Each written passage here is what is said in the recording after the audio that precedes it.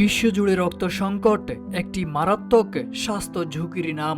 প্রতি বছর হাজারো মানুষ শুধুমাত্র সময় মতো রক্ত না পেয়ে প্রাণ হারান। সেই দীর্ঘদিনের সমস্যার সমাধানে এক নতুন দিগন্ত উন্মোচনের পথে এগিয়ে চলেছেন জাপানের বিজ্ঞানীরা।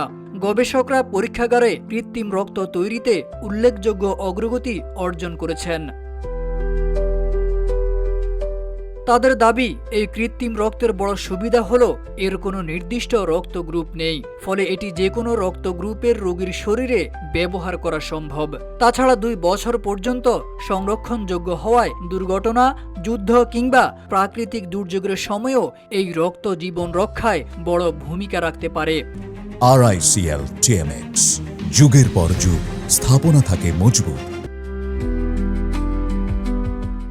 গবেষকরা মেয়াদ উত্তীর্ণ রক্ত থেকে হিমোগ্লোবিন সংগ্রহ করে অত্যাধুনিক প্রযুক্তির মাধ্যমে এই কৃত্রিম রক্ত তৈরি করছেন। প্রাথমিক পর্যায়ে 16 জন সুস্থ স্বেচ্ছাসেবকের শরীরে 100 থেকে 400 মিলিলিটার কৃত্রিম রক্ত প্রয়োগ করে এর কার্যকারিতা যাচাই করা হয়েছে। পরীক্ষাগারের ফলাফল এখন পর্যন্ত আশাব্যঞ্জক।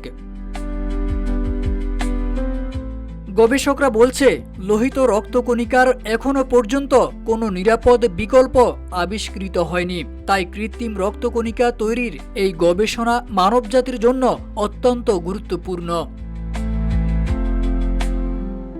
বিজ্ঞানীরা আশা করছেন, যদি সবকিছু পরিকল্পনা মতো এগোয় তাহলে 2030 সালের মধ্যেই কৃত্রিম রক্ত সাধারণ মানুষের ব্যবহারের জন্য উন্মুক্ত করা সম্ভব।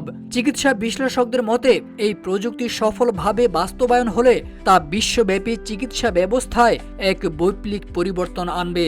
রক্ত স্বল্পতায় মৃত্যুর হার উল্লেখযোগ্যভাবে হ্রাস পাবে।